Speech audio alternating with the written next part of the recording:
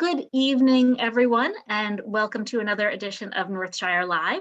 Thank you all so much for being here with us this evening. For those of you who don't know me, I am Rachel Person. I am the event manager of Northshire Bookstore in Saratoga Springs, New York, here representing tonight on my own both Northshire locations, both Saratoga and the Manchester Center, Vermont store. Thank you all so much for being here. A couple of quick notes before I introduce our guest this evening. First of all, you may have noticed as you came in that we are recording this evening's event. However, fear not, we have the settings set so that it is only picking up those of us who are unmuted and speaking, showing up in this lovely yellow box like the one that I'm in right now. So you can have your camera on if you wish, and you will not be picked up and put on YouTube posterity. So don't worry about that. In light of that, please use the chat throughout the evening at any time. You can pose any questions that you have there, and I will save them up and I will ask them for you at the end of the night when we get to the audience question and answer. And then last of all, before I introduce our guest tonight, a word of thanks. It has been a long, strange, hard year in the world of small businesses and independent bookselling and honestly event production.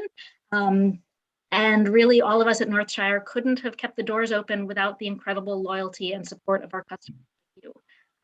We are really grateful for the support really throughout this whole pandemic year and a half now. And thank you for everything that you've done to make events like this one possible. So now without further ado, I get to introduce this evening's wonderful guests. Peter Canellos is here with us. He is an award-winning writer and former editorial page editor of the Boston Globe and executive editor of Politico. He's the editor of the New York Times bestseller Last Lion, The Rise and Fall of Ted Kennedy, for which he toured to Northshire, Manchester back in 2009. And he has joined us tonight to talk about his new book, The Great Dissenter, which the New York Times called solidly accessible and thoroughly researched, and The Guardian called a superb biography. He will be interviewed tonight by great friend of Northshire, Eric Morser, who is a professor in the history department at Skidmore College and the author of the books Hinterland Dreams and The Fires of New England. I'll be putting links to all of the books just mentioned in the chat in just a moment. And please, Eric and Peter, welcome to Northshire Live and take it away. Rachel, thank you very much. And I say this every event that I come to, I just celebrate Northshire as one of the great gems of Saratoga Springs. It is one of my happy places, and I appreciate all the work that you do. And Peter, I want to thank you for writing this book. I found it riveting. I found it incredibly engaging. And what struck me is that it's a kind of biography that does biography how it should be done. And I think really good biographies do two things. What they do, first of all, is give you a sense of the intimate lives of the character. So you get a real sense reading this book of who John Marshall Harlan was. You get a sense of his everyday experience. You get a sense of him dealing with the issues that we all deal with as humans in our lives. The second thing that I think really good biographies do is connect these intimate details to larger stories. And what this book does really, really well is link him to a broader tale of the nation, a broader tale of the world. And I want to commend you for this, that it's just a really good biography. It's really revealing, it's really riveting. And one of the questions I always have my students to kind of start us off thinking about are the reasons why it is that people write the books when they do. And we spend a lot of time in my classes talking about how it is that contemporary events shape the kinds of stories that people tell about the past. And I was really curious about what it was that drew you to John Marshall Harlan at this moment and really convinced you that he was somebody who you wanted to focus on with this story. Well, the truth of the matter is I've been interested in Harlan for more years than I'd like to admit, for like 30 years. Since I was a law student and read some of his powerful dissents. However, there's a very important link to the current day, and that is the story of Robert Harlan, his presumed half-Black brother, whose own story has only been accessible really within the last 10 years because African-American newspapers had not been digitized before then, and many of them were just lost and in stray libraries, and it would have been basically impossible, 20 years ago to find some of these hidden volumes and things like that. And I think that what the Black newspapers have shown us now that they're digitized is two really important things that do make this book more relevant.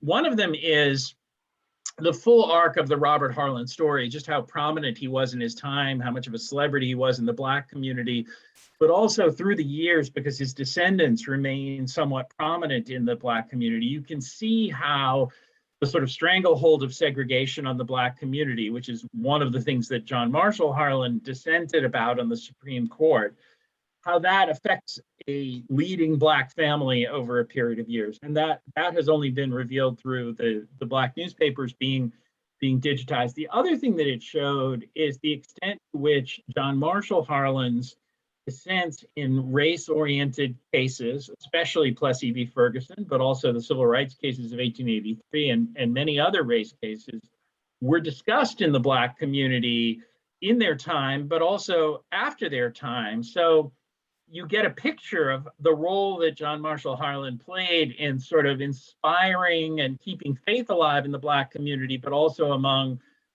some of the Black lawyers that took strength from his words and used them to help overturn segregation in the middle of the 20th century. So while my interest was earlier in Harlan, there have been some developments that have made it a more relevant story. First of all, a tellable story right now, but also obviously relevant in the sense that so many of the same issues that people were dealing with in the 1890s are present in our lives today.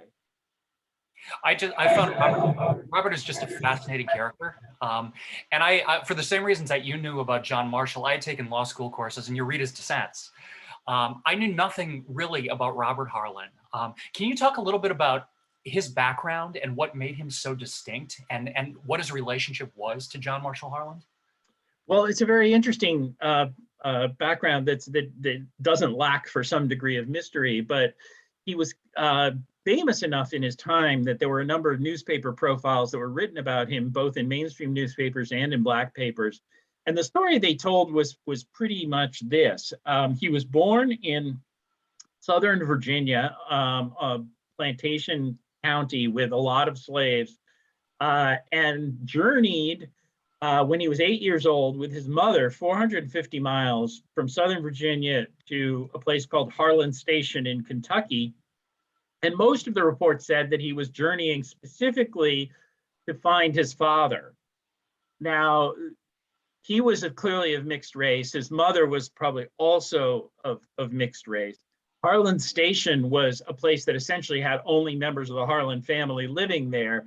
So, and John Marshall Harlan's father, James Harlan, his mother her family was in Southern Virginia in the same Mecklenburg County where Robert Harlan was born. So the suspicion has always been that James Harlan himself, probably through some youthful liaison with an enslaved woman in Mecklenburg County, was Robert's father. I think it's equally likely that James Harlan believed that another family member, perhaps even his own father, had been the father of Robert, but because they were only 16 years apart in age. So it would have been a very young fatherhood for James Harlan. But what was sort of extraordinary about this is that James Harlan really adopted Robert as almost like a son. At the time when Robert came into his life, James was 24 and recently married and was starting a family of his own and eventually had 9 children. But Robert Harlan always occupied a sort of special place in that unit. It was a distinct place, and he was still technically enslaved. But James Harlan tried to educate Robert, failed because African Americans could not be taught in Kentucky.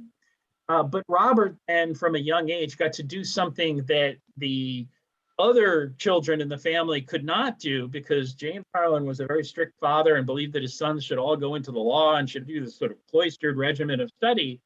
But Robert Harlan got to go out and sort of find opportunities on his own, especially in areas where Black people could succeed in that time. And the biggest one in Kentucky was horse racing. And he became a lifelong horse racing expert and was a regular visitor to Saratoga Springs at that time, which also had a large Black community, which intersected with some of his political interests later. This is a long story, but Robert Harlan found other opportunities, other places where African Americans could succeed, including in the gold rush, where he became very wealthy.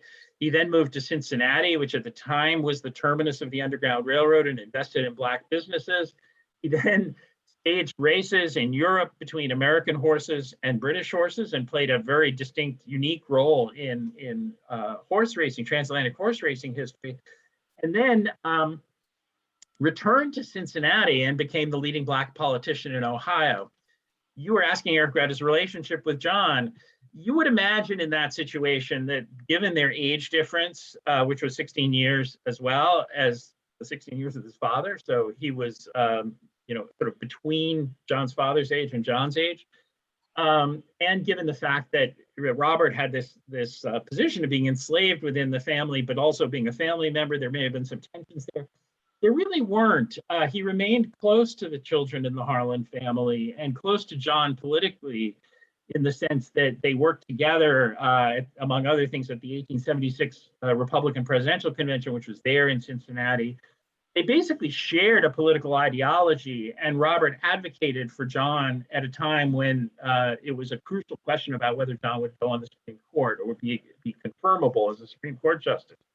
So there was a lifelong relationship of respect there that probably stemmed from John Marshall Harlan as a very small child, seeing this sort of handsome, charismatic character, galloping home from horse races with a leather pouch full of money or something like that. No, that's great. He's such an interesting, compelling character. And I think what the book does really well is illustrate how these moments in John's life shape him and shape his attitudes and his jurisprudence. And this relationship he has with Robert is just critical. There are a couple other elements of this that I think are really interesting too. And I was struck by how the Civil War kind of hangs like a specter over this entire story, in the same way that it hangs over like a specter over the nation today. And I was wondering if you could say a little bit about John's experience in the Civil War and the experience of the Civil War in Kentucky.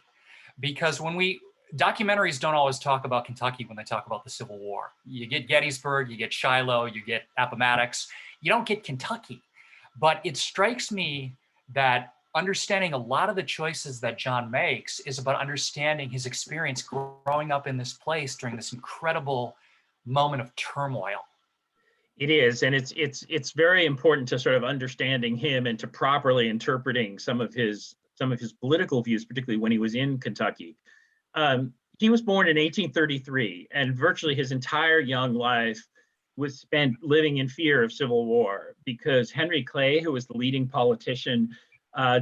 Whig politician, but really the leading figure in Kentucky during that time, and was the idol of John's father, James, spent all of those years trying to devise compromises to prevent the Civil War, because he and James Harlan and the rest of the sort of Whig nationalists that were really part of John Harlan's upbringing, they were constantly at the House, they were dealing with John's father, but they all feared that Kentucky, both because of geography and because of politics, would be destroyed by this war. And they were right, that it would be a battleground, and also because of its politics, that it would split between Southern and Northern factions, and that it would sort of never get back the sort of sense of cohesive commitment to sort of national destiny that it had in John's childhood. In John's childhood, the Kentucky that we think of today, which, to be honest, people think of it as being a little bit backwards, as still being very divided along racial lines and other things. In the time of John's childhood, it was one of the more aspirational states. It had that sort of sense of Western frontier optimism, combined with some of that Virginia sense of nobility. And it was known for its fine education, for its progressive policies. It was considered a very enlightened state at that time. It played a role in national leadership. So what John felt as a young man and as a politician is this tremendous fear of civil war and the need to keep Kentucky neutral and protect this state. He did succeed in that. He literally took with a bullhorn to the streets of Louisville to try to beg people to remain neutral at first, and then part of the Union after that in the Civil War. He persuaded them that, this was about preserving the Union. It was not about slavery, that the Lincoln administration made promises to him not to let Kentucky choose its own path on slavery, and he felt sort of a moral commitment as a politician to that. And then he fought in the war. He single-handedly pulled together a regiment of 1,000 people, became a colonel, saw a lot of action, talked about stepping over bodies at Shiloh and places like that. So just the sheer horror of the war played a role in his development. Immediately after the war, the Union put Kentucky under some of the same terms that Southern states had been under martial law, with a military commander commanding it. He felt that was unfair. He felt that it also reneged on his own personal commitment. So for 2 years after the war, he was somewhat stubbornly resisting things like the 13th Amendment, fighting the Republican administration in Washington. This was partly because he was an elected official at the time. He was the Kentucky Attorney General, and he was obliged to take those stances. But people both in that time and today will look back and say, oh my, he really resisted things like abolition, when in fact his role leading up to the Civil War was that of a moderate, somebody who really believed that there were problems with slavery, it needed to be put on a path to extinction, but he was against immediate abolition. After that, he underwent a profound change, and I think he realized that the true lesson that he had learned before the war was that compromise doesn't work on some of these big matters of principle. And so he became a much more principled figure, willing to sort of fight for what he believed and less of a compromiser after the Civil War. Well, you mentioned on a couple occasions that he held elective office. He was involved in politics, and he was involved in politics in a way that is not typical at all for Supreme Court justices. Somebody like John Roberts knows about politics. I mean, he came up through executive agencies, and he was very, he sharpened his elbows in this way. But you don't see this. I think the last Supreme Court justice who held elective office was Sandra Day O'Connor, something like that. And I was curious about how his experience in politics shaped some of his judicial attitudes. And I'm extending that question, whether or not it might change how the court functions today if more members had this kind of experience. I think that's right. I mean, it was not just politics. I do think that the court could use a few people with sort of political sense. They traditionally played a role in sort of bringing people together and understanding cases on the ground. And some of the ideological clash that we have today comes from justices getting on the court at quite a young age and sort of being reinforced in their messages by the Federalist Society, the American Constitution Society on the left, which sort of gave them a sense that they were carrying a particular set of arguments into battle and that they were going to carry this out in the court. Politicians don't view things in those kinds of stark ideological terms. And so I think we would benefit from having more people on the court. I would also say that John Marshall Harlan's experiences are unusual for a justice beyond just being in politics, including, fighting in the Civil War, the experience of his relationship with Robert Harlan, his sense of literally seeing his state fallen, torn apart even after the war with the Ku Klux Klan and other things. All of these things shaped him in a very, very profound way. Another thing that shaped him in a profound way was his own experience of the Supreme Court in the Dred Scott decision. This certainly shaped Robert Harlan as well, since it was after the Dred Scott decision that Robert Harlan went to Europe. The Dred Scott decision was a disaster for the country in the sense that it went beyond declaring that slavery was legal and said that, in fact, all Black people could never have any rights under the Constitution, that no white people would ever have to respect the rights of a Black person, even if they were free. So it so undermined the idea that freedom and equality was at the heart of the American experience. It also made all of the compromises that John Marshall Harlan was fighting for impossible, because they all contained various paths to freedom for enslaved people, and that essentially became impossible after the Dred Scott decision. So I think that in his bones, John Harlan knew that this fight that he had been waging as a young man to avoid the Civil War was going to be lost as soon as the Supreme Court came down with the Dred Scott decision. So I think that gave him a sense later years when he himself went on the court that there were huge stakes in these decisions, that the court couldn't afford to get it wrong, that this was not a moment when you would sort of, go along to get along, or, follow the wind of your colleagues or something like that, that every decision had significant stakes. And it gave him the confidence to stand alone in some cases and stake out his own position. Well, what you do so well, I think, is you illustrate how it is that all of these factors shape the choices that he makes. And one of the most challenging topics that I find to lecture about is Reconstruction, because you have this moment where it seems to be this promise. The war was fought in the interest of liberating African Americans, giving them equality, and then that is taken away. Can you say a little bit about how Harlan responded to that? I mean, because it seems it's this moment that's gone. It was there, and then it's seized. He responded sharply differently than his colleagues. I mean, what happened is his whole appointment to the Supreme Court was a product of the disputed election of 1876.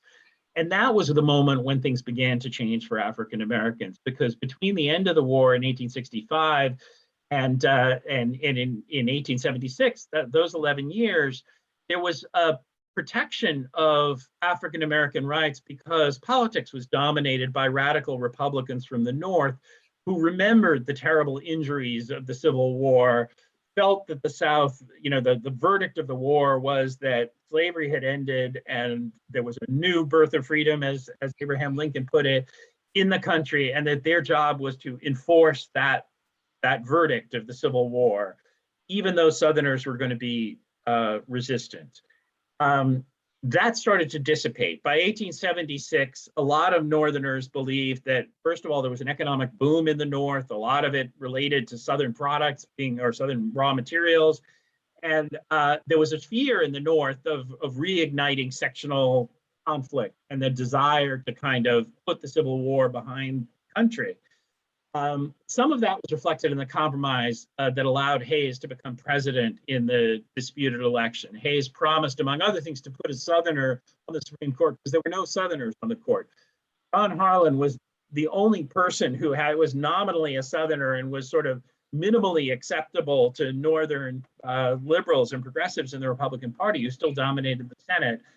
So that was how he ended up on the Supreme Court. But for the first 5 or 6 years that he was on the Supreme Court, it was a period when white Northerners began to abandon any semblance of a commitment to African American rights. They came to believe that unification within the country was more important than enforcing those post-Civil War Reconstruction era amendments under the law. So Harlan, for his first 5 or 6 years, more or less went with the flow. He was very much the youngest justice.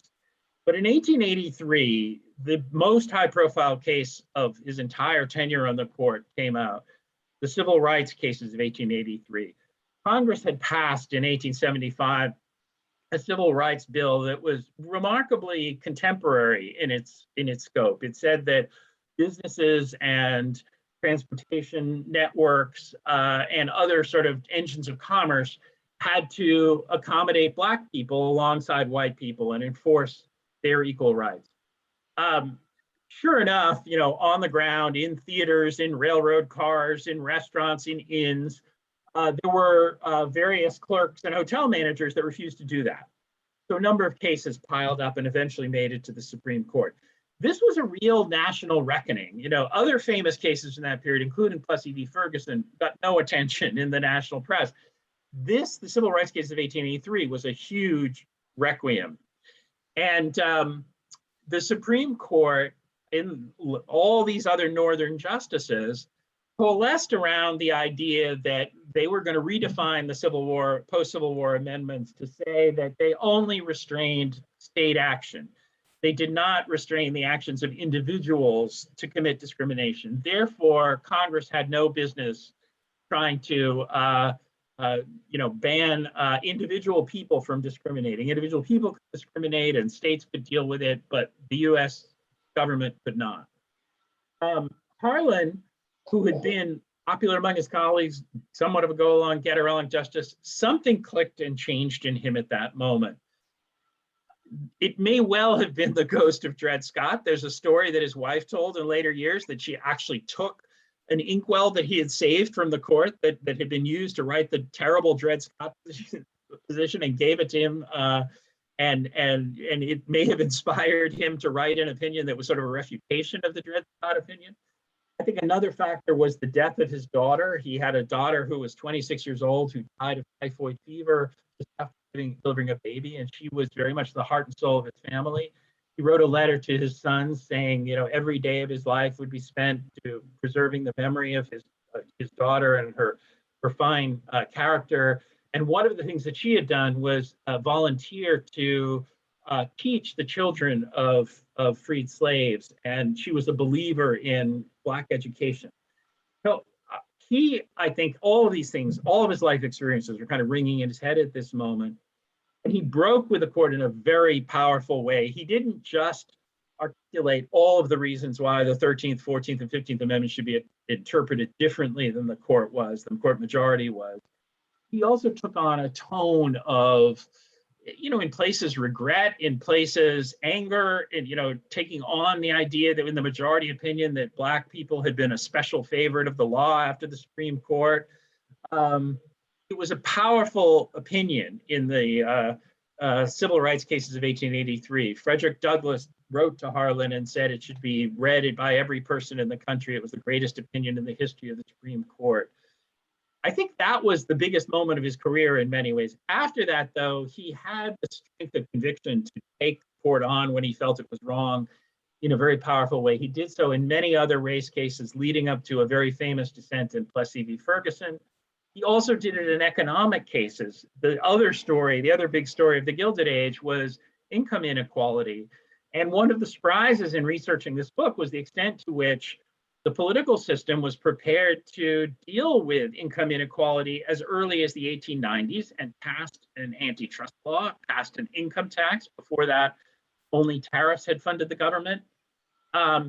The Supreme Court, one by one, knocked out every one of those provisions. It declared the Sherman Antitrust Act unconstitutional. It declared the income tax unconstitutional, reinterpreted court precedent for 100 years to declare that. In the Lochner case, it declared the state legislatures could not act to protect workers.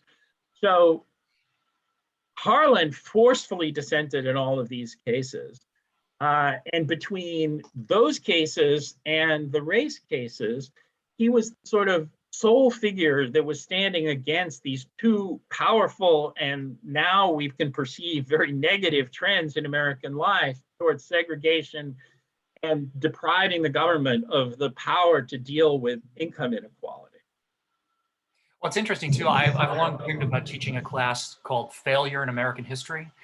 And talking about people might have interpreted Harlan as a failure, as somebody who wasn't willing or able in his career to win people to his side. But then what happens is that those arguments that he lays out in Plessy, that he lays out in Lochner, become the map for transformations that happen in the century that follows. And that's a very important lesson for today's dissenters and other dissenters on the Supreme Court, is how a dissenting opinion can become the majority opinion over time.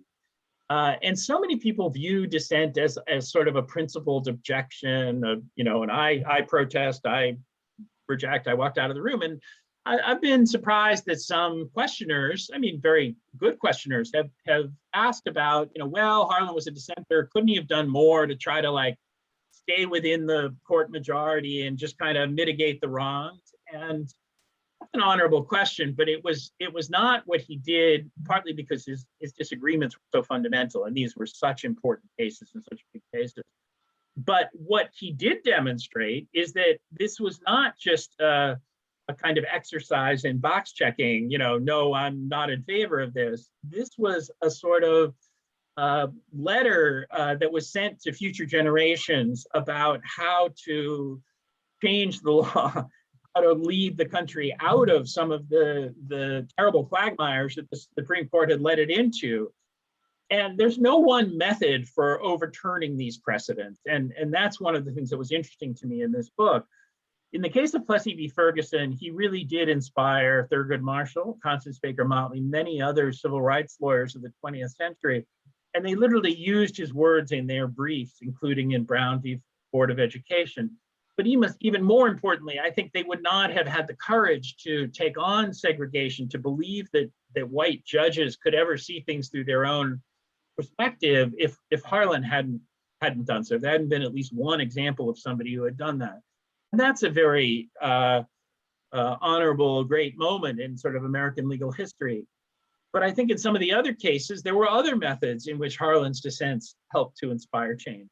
One of them in antitrust is literally the court changed its opinions while he was on the court. He went from being the sole dissenter in a case called E.C. Knight that essentially gutted the Sherman Antitrust Act to being in the majority in cases that broke up industrial trusts. And it was largely the same justices changing their minds. So there was some precedent for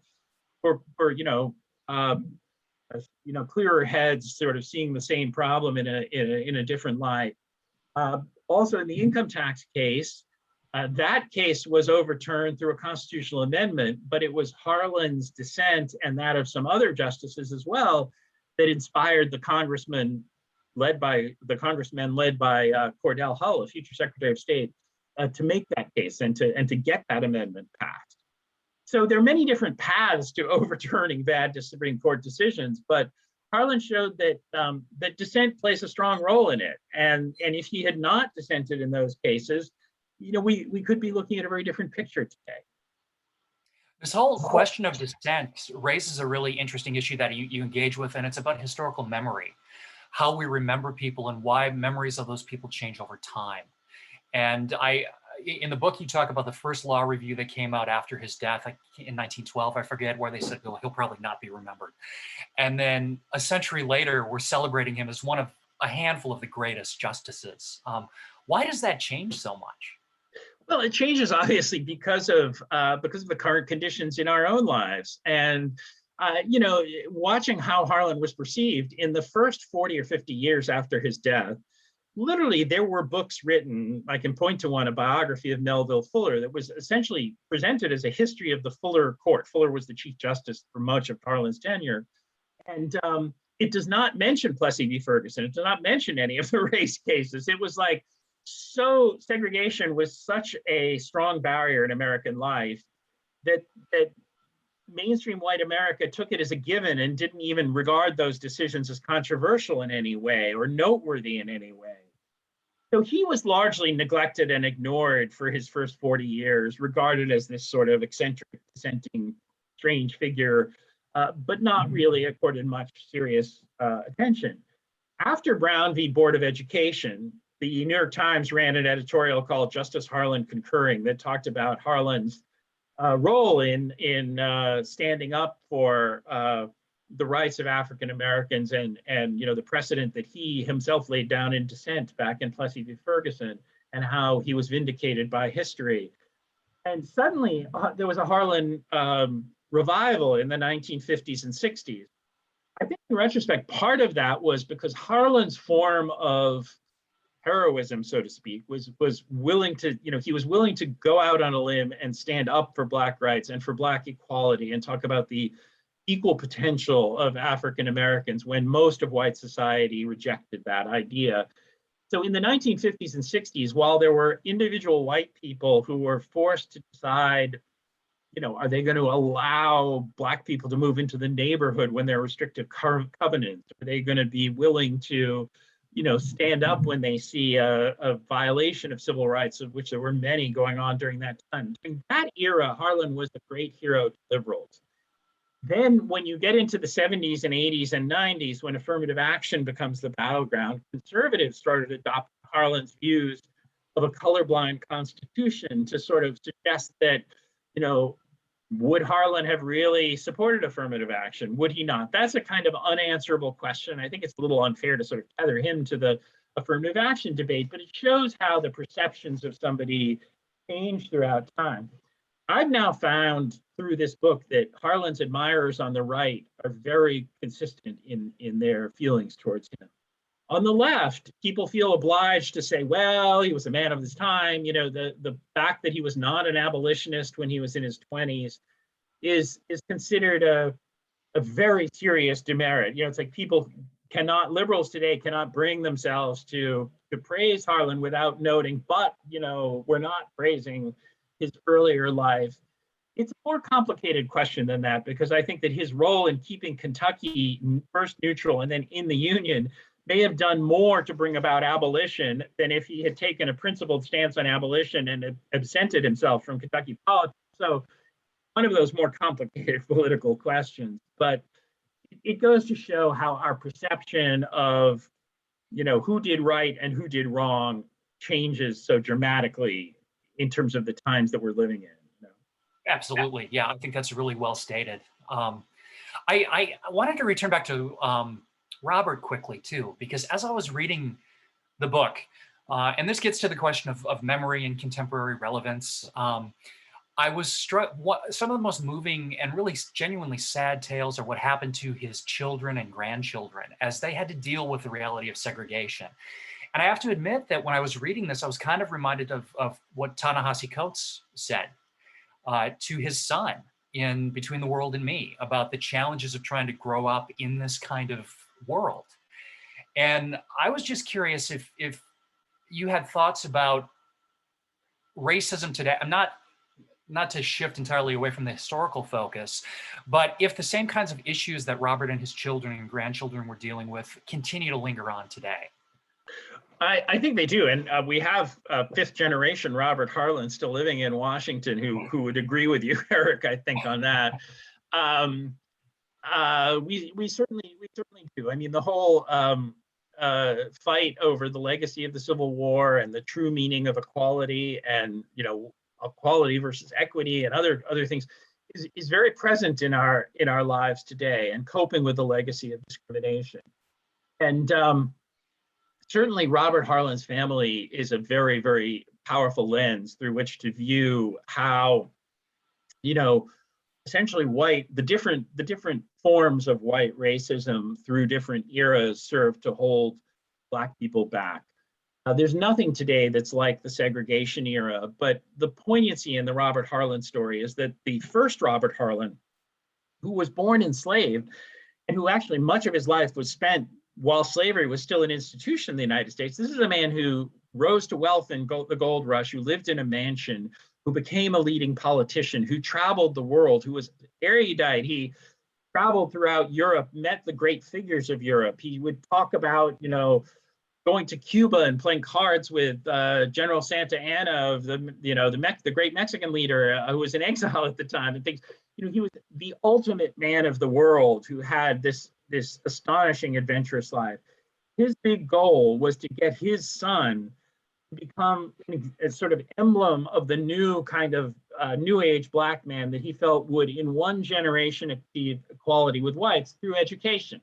His son was a college graduate, a law school graduate, and a very erudite man, known for doing things that his father would never have done, like singing in Gilbert and Sullivan operettas, and things like that. And he indeed became a successful businessman, a lawyer, a public servant in his own way, until he ran into the virulent racism of Woodrow Wilson, who cut his salary as a civil servant only because he couldn't fire him. The fact that his successful businesses in Washington were destroyed one by one because there were no white customers. In segregation, the country was that segregated that he couldn't do business with white people, and there was no money in the Black community.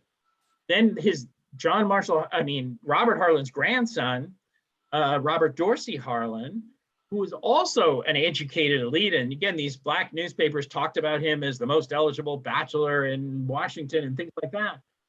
He ended up driving a cab because his own economic fortunes kept getting strangled by segregation. So if you contrast the hopes and very eloquent speeches of Robert Harlan, the politician, in the 1870s and 80s about the importance of education and the way the Black community can find its place in American life, and the terrible reality that came about. It's a very powerful story. Rachel, do I have time for one more question? All right, I was just wondering, thank you for that answer. If you could share ultimately what the lesson is that you want us to take away from this story. I think there are many lessons that can be taken away from the story. One is the power of dissent, which we've already spoken about. Another is the importance of sort of personal experience in making moral choices, and in this case, in national leadership. I don't think that Harlan would have developed his ideology without the experiences he had of fighting in the Civil War, of knowing Robert Harlan and things like that. And that contributes to the life of the law. You know, we talked before about how today's Supreme Court justices tend to come straight out of law school, get prestigious clerkships, have a brief period in academics, get appointed to lower courts, and then by the time they're 40, they're being measured for the Supreme Court, because you want, you know, today's presidents want to put somebody sharing their own views on the court at age 40 so they can serve for 40 years. There's no intervening stop in like real life and the kind of, you know, seeing how these court decisions affect people on the ground. That's one of the lessons of John Marshall Harlan's life. It remains so those are some of the big takeaways that I think have to come out. The other is just the power of personal transformation and change. You know, you could look at him and say he was a, you know, Henry Clay Whig who believed in compromise and, you know, was a moderate on slavery but a little slow to the cause, who nonetheless, through a series of personal experiences and, you know, developing a sort of moral conscience that was related to those experiences, became the sole defender of civil rights at the darkest moment for civil rights in American history. He was the only white official standing up for it anywhere. You know, he and John Sherman, who was the Sherman Antitrust Act, the brother of William Tecumseh Sherman, who was the senator from Ohio, were the only two white officials who attended Frederick Douglass's funeral. You know, this is a man, Frederick Douglass, who was like welcomed into all the drawing rooms at Beacon Hill before the Civil War and was a popular speaker and all that. But, you know, segregation had taken hold. Harlan's personal experiences told him that inequality was the great danger in American life. He was a great patriot. He believed in American exceptionalism. He believed in the values under which the United States was founded. But he saw inequality as the one thing that could destroy that country, and almost did with slavery. So when segregation came along, he couldn't take the sort of go along, get along, yes, we want to reconcile with the South, let's look the other way on this. He felt he couldn't do that. Later in his life, when the United States became the overlord of the Philippines, of Hawaii, of Cuba, Puerto Rico, he was the prime voice saying that the Constitution must follow the flag, that you cannot have two systems in this country, one for the people living in the 48 states that is under the Constitution and has a guarantee of personal liberty, and then another one that is cobbled together in these various protectorates that has nothing like that. He saw that as a potential revival of the Civil War era tensions that had so destroyed his own life or impacted his own life. So, you know, if we can look back 150 years or 100 to 150 years later and say Harlan was right about all these things, then we have to say he was right to follow his gut, and he was right to see those formative experiences as values that can be expressed in the law. And I think that's something that today's justices could learn from. Great. Well, thank you very much. Thank you again for writing this book. I think it's fantastic. I would encourage everybody to run out and get copies if they haven't so far. Share them with friends. Thank you, Eric. Eric and Peter, thank you. This has been really fascinating. I've enjoyed it tremendously. Audience, if you have any questions, please type them in the chat. And while we're waiting for those to come along, Peter, I have a question to kick things off, which is that I would love to hear a little bit more about Robert's time in Saratoga and what you uncovered about what Saratoga was like. Oh yeah, well, that was fascinating. Well, Robert's time in Saratoga was he would go every year because this was the the racing world would meet at Saratoga in the summer. But in his later life, Robert Harlan played a major role in developing a national African-American political agenda.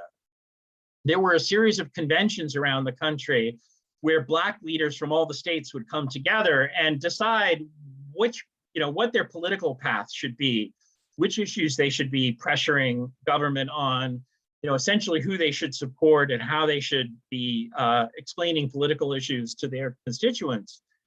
And what quickly became clear is that Saratoga Springs was a great meeting place of African Americans, and that there was a vibrant Black community existing right behind the hotels, and people would come, wealthy Blacks would come to spend the summer in Saratoga.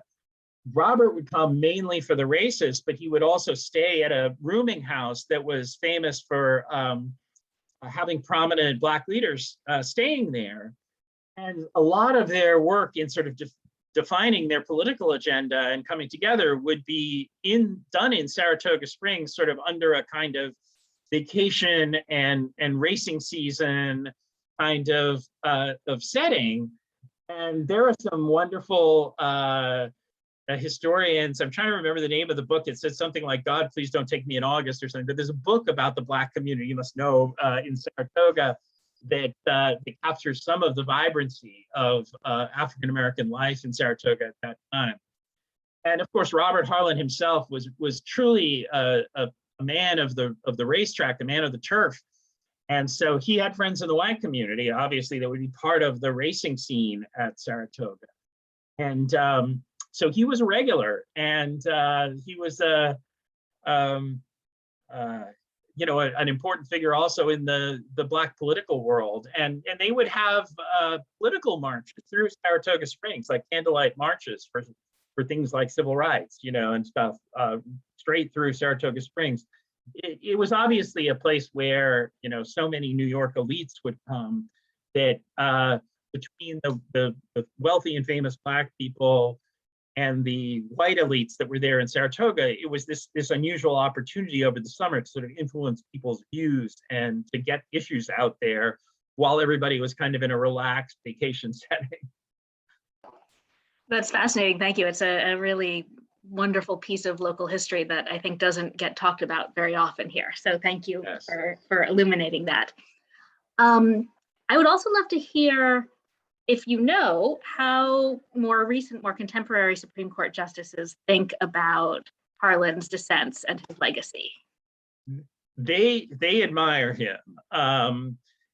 Oddly, he's become something of a hero on the right. And he's become a hero on the right because as conservative justices have come to believe in the original intent of the Constitution and also the plain language of the Constitution, textualism and originalism, they see Harlan's willingness to stand up for African-American rights as expressions of their approach to interpreting the Constitution, that he was interpreting the plain language of the Equal Protection Clause.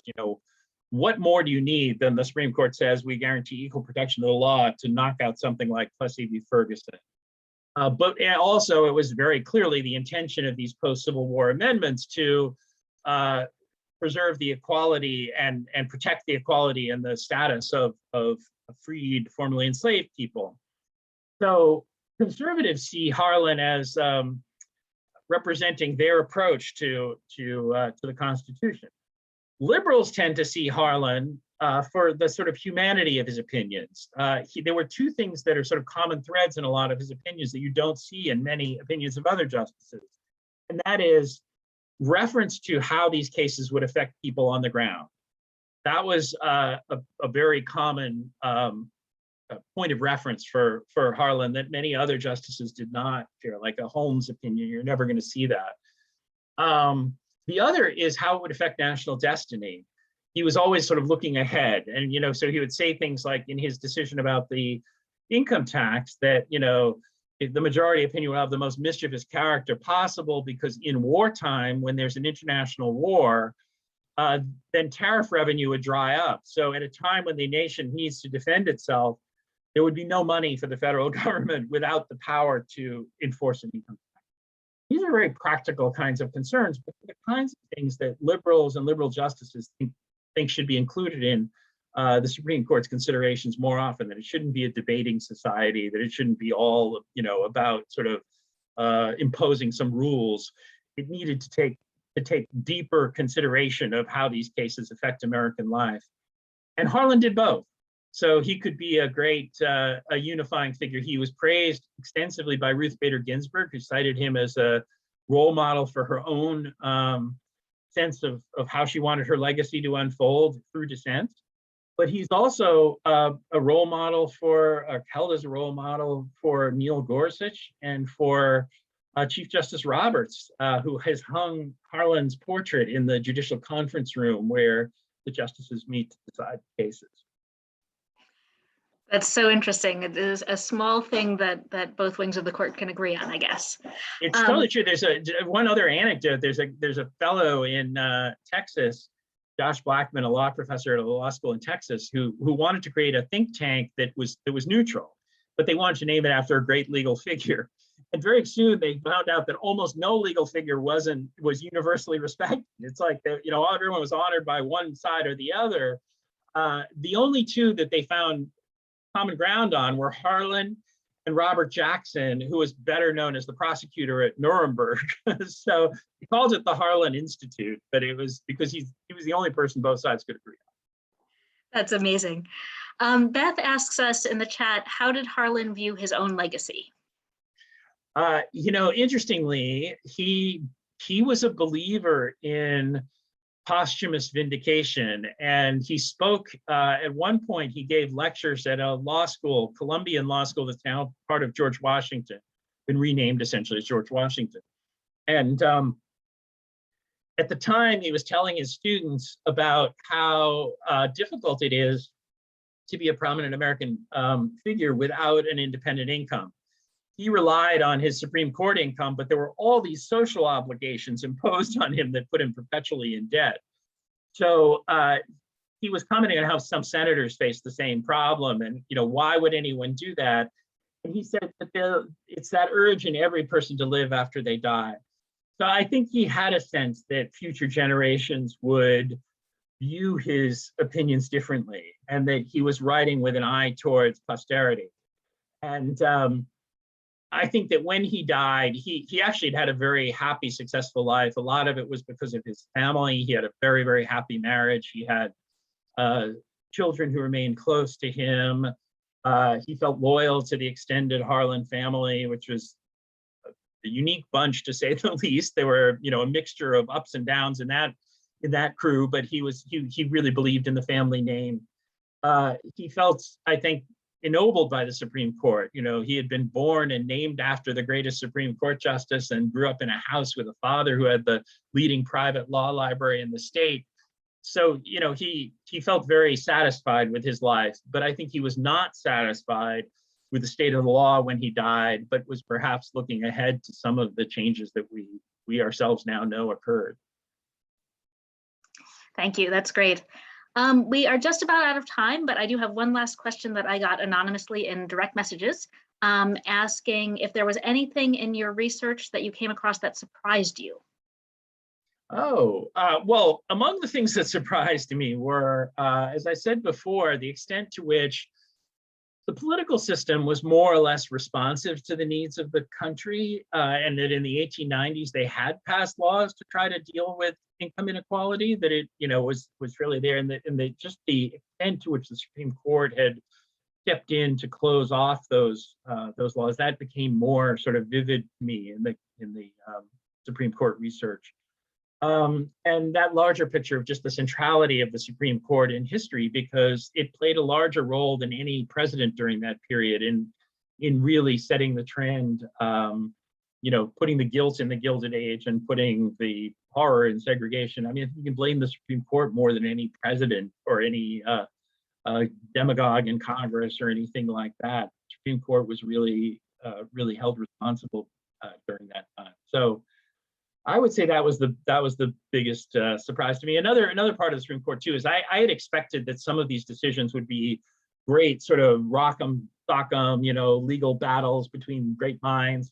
they really weren't. The decisions I found to be the majority opinions are things that very few people would support today or find any interest in. They're kind of abominations. And Harlan's dissents stand out in a very broad sense as being clearly better, let's say. So it wasn't a close call. I remember that from learning about those cases in history class and just thinking it's just so obvious that these things are wrong. And yeah, so it shows how wrong people could be. It shows how wrong people could be. And makes you think about what things we all believe today are going to be shown to be completely wrong, hopefully. Well, you think of something like global warming. I mean, are people going to look back at this era and say that everybody here is tainted to some degree by having known of the reality of global warming, but not done something about it? And how even people who are moderates, if you imagine like, Harlan was viewed as a moderate on slavery before the war, but people who were sort of trying to find compromise, but also forces for dealing with the problem, trying to bring out pregnant, will history view them as being, wrong-headed and having forestalled the inevitable, and, who are going to be the heroes and who are going to be the goats? Certainly a lot to think about the long arc of history. Peter and Eric, thank you both so much. This has been really a fascinating evening. I've enjoyed it tremendously. Thank you, Rachel. It's an honor to be here at Northshire. And as you sort of preempted me in saying what a great store it is, but I'm very familiar with both your Manchester store and your Saratoga Springs store. I've been in both of them, and so it's great to talk to some of the regular customers here at Northshire. Well, hopefully someday when things are better, we'll be able to be together in the stores again with you. Excellent. Thank you. Audience, thank you so much for being here. You can order The Great Dissenter at northshire.com, as well as Eric Morser's The Fires of New England. The links were in the chat and in your confirmation email. Thank you for being here, and hopefully see you again another time soon. Take care, everybody. Thank you.